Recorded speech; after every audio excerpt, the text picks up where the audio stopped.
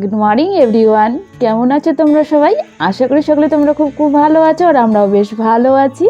তো এই যে দেখো, সকাল সকাল আজকে বেগুন পোড়াতে দিয়েছি গ্যাসের মধ্যে, মানে আজকে সেদ্ধ ভাত করব, তো সেই জন্য বেগুন পোড়া হবে। তো দুইটা বেগুন পোড়াবো আর কি। একটা বেগুন অলরেডি পুড়ে গেছে আর একটা বেগুন বসালাম। তো আজকে সকালে গরম গরম সেদ্ধ ভাত হবে, মানে মার ভাত হবে, আর তার সাথে বেগুন পোড়া হবে। তো একদিকে বেগুন পোড়াচ্ছি আর এই দিকে দেখো ভাত হচ্ছে।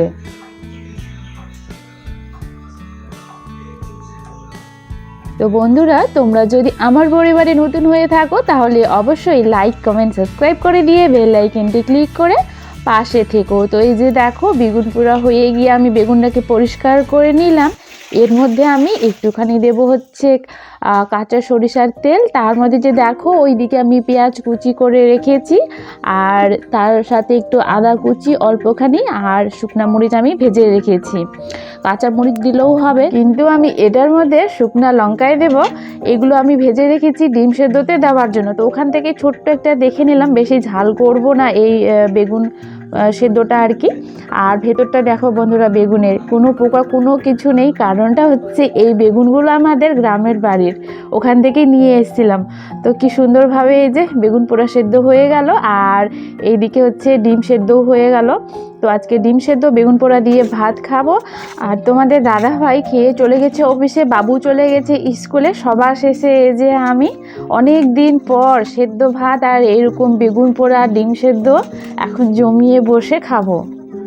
তো গরম গরম সেদ্ধ ভাত, তার সাথে বেগুন পোড়া আর হচ্ছে ডিম সেদ্ধ, মানে ডিম সেদ্ধ করে মাখা, তোমরা তো দেখলেই।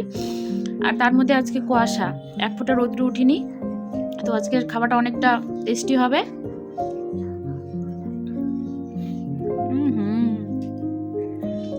মেঘের অবস্থা দেখো বন্ধুরা,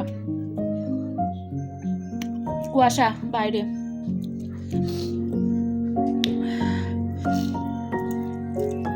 তো চলো আমি চটপট খেয়ে নি, খেতে খেতে ভিডিও করবো না। বাড়ি থেকে এসে এই ড্রেসিং টেবিলটার প্রতি কোনো ধ্যান দেওয়া হয়নি, মানে অনেকটাই নোংরা হয়ে গেছে।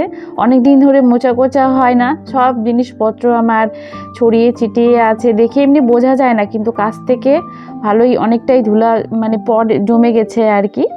তো চলো, আজকে সকালে তো রান্না হয়ে গেছে, এখন ড্রেসিং টেবিলটাকে সুন্দর করে পরিষ্কার করে সব কিছু গোছগাছ করে রাখি, দেখতে ভালো লাগবে। পরিষ্কার থাকলে মনটাও যেন দেখে একটু শান্তি পায় আর কি। এমনিতে আমার ছোটোখাটো সংসার, কিন্তু কাজ করতে গেলে এই নিখুঁতভাবে এরকম ডিপ ক্লিন করতে গেলে সারা দিনটাই কিন্তু লেগে যাবে। মানে এই তোমার ধরো ড্রেসিং টেবিল পরিষ্কার, আলমারি গুছানো, তারপর এইদিকে রান্না বান্না, খাটপাট গুছানো, বিছনাপত্র সব কিছু কাচাকুচি, মানে অনেক কাজ ধরতে গেলে আর কি। তো এই যে দেখো বন্ধুরা, কি সুন্দরভাবে এখন চকচক করছে না ড্রেসিং টেবিলটা আগের থেকে। পরিষ্কার করলে সত্যি অনেকটাই ভালো লাগে আর কি। তো বেশি আমাদের এই রুমগুলো না ছোট হলেও কোথা থেকে, আর তার মধ্যে আমরা দোতলায় থাকি, কোথা থেকে যে এত ধুলো মানে জমা হয় আর কি। তো ড্রেসিং টেবিলটার ভেতরটায় এই দিকে, মানে ভেতর সাইডটায় আর কি এত পরিষ্কার করে রাখি, তবুও অনেকটা দিন হয়ে গেলে না ধুলো ধুলো হয়ে যায়, একদমই ভালো লাগে না। তো দেখো আজকে একদম কি চকচক করছে, সুন্দরভাবে ক্লিন হয়ে গেল আমার। আজকে সকালে তো সেদ্ধ ভাত করেছিলাম, তোমরা দেখেছো। তো সে কারণে দুপুরবেলা তোমাদের দাদাভাই এই যে বিরিয়ানি নিয়ে এসে, ও সেদ্ধ ভাত আর খাবে না সেই জন্য।